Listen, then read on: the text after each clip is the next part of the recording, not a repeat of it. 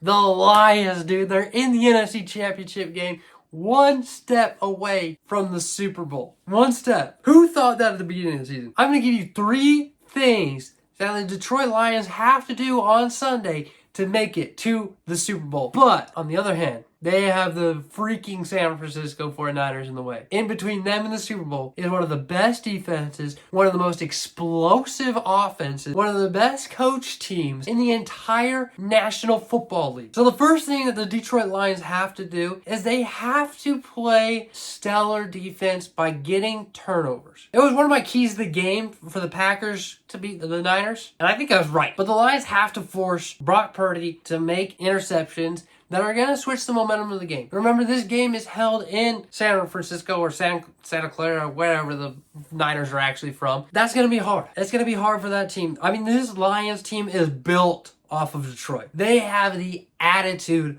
of that city. So having a home game is huge for them, and we've seen that in these 2 playoff games, even though these 2 playoff games have been very, very close, beating the Rams by 1 singular point. This game is going to be a tough one, especially on the road. They have to get the momentum shifted by getting turnovers on defense. And Jared Goff, that means he has to not turn the ball over himself. So again, I think one of the keys to the game, as I said it was for the Packers, the Lions have to get 2 turnovers, and they have to win the turnover differential at least by 1, but probably 2. Okay, I think that's a must. I think that's a must. With all energy on the Niners side, with the Niners shaking off that rust from the bye week, with how good their defense is, how explosive their offense can be, they have to make Brock Purdy turn the football over, get in his own head, and get him in a mental block to think that he can't get this team back in it. Shift the momentum over to Detroit's side. That has to be done.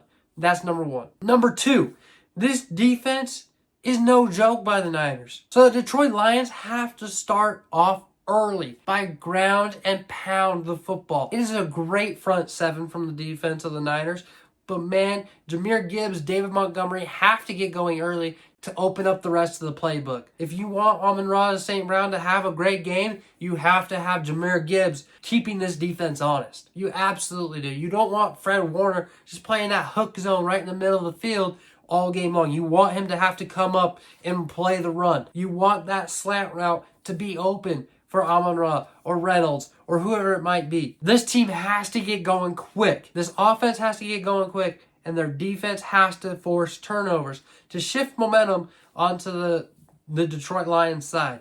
So take the whole first quarter if you can. Run the football. Run the football. Get a long, sustained drive and punch it in. Even if it's just 3 points to start it. I really think if you can take a long drive, get a field goal, take an early lead, that's going to help you out tremendously. Ground and pound, score early. That is number 2. Before we get to number 3, let's go back to number 1 and number 2 real quick and see how this is going to affect the first half of the football game. The Lions are going to get the ball to receive.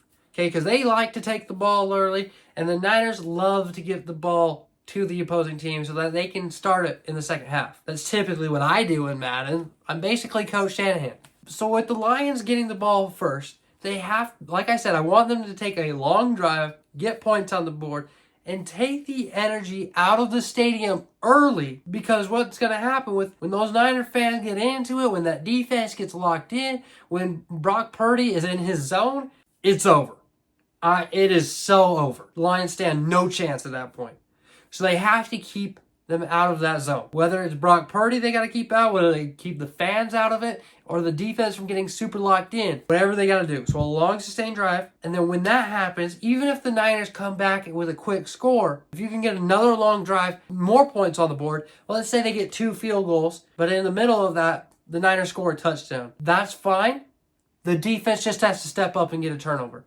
Because we have to keep this, like I said, we have to keep this fan base out of it. We have to keep Brock Purdy from getting in his rhythm. He's going to look for the short game early. Whether it's Brandon Ayuk across the middle, whether it's quick out by George Kittle, whether it's Christian McCaffrey doing a little wheel. It doesn't matter, or a swing route. You have to keep him out of those rhythm throws. That's going to be your difference. So what else does that mean? That means Aiden Hutchinson has to get home. That means Anzalone has to play good defense when he's asked to cover a Christian McCaffrey or a George Kittle. Okay, we have to eliminate the short game because eliminating that rhythm is going to be huge, and especially in the first half. Which leads me to my third point, is you have to survive the end of the first half and the beginning of the second half. Like I said, I assume the Niners are going to get the ball early.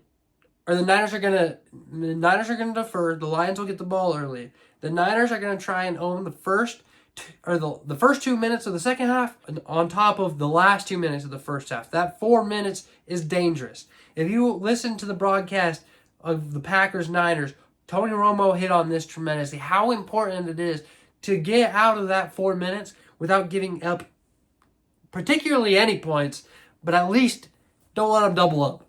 Okay, that is going to be a huge momentum shifter. It's going to be hard to get back into the game at that point, especially with a quarterback like Jared Goff, who really needs to find his rhythm just as Brock Purdy does. He's really not his own spark plug most of the time. That running game has to get going. The special teams have to make a great play. St. Brown has to make a nice catch, whatever it is. So survive that 4 minutes. Let your defense do its thing. Defense gets home, puts the pressure on Brock Purdy, maybe forces him into a turnover here. That would be huge. Then we have a ball game for the rest of the second half. But surviving this 4 minutes, avoiding Niners getting huge momentum early, and winning the turnover battle is going to be huge. Establish the run game. Take your time. Win the time of possession. And you're going to be in good shot to get yourself to Las Vegas to win a Super Bowl. Okay, that's going to be a great game. Whether or not these things happen, it's still going to be fun. I'm super excited about the Lions. It's been fun to watch them all season long. I'm glad they found their rhythm. They're winning the games, but they've always kept it close. So expect this week to be no different. Man, the energy's going to be something else there in Santa Clara. So strap in for some more great football this Sunday. It is going to be so fun, ladies and gentlemen. Let me know, who do you have winning this game? What do you think are the keys to the game for the Lions to have a shot at this one? I don't know. My prediction, I'm still taking the Niners. I think it's a lot for the Lions to overcome. And I think the Niners might win by 2 scores here. But I still think it's going to be a very fun football game to watch. I'm actually cheering for the Lions. Let's go Detroit.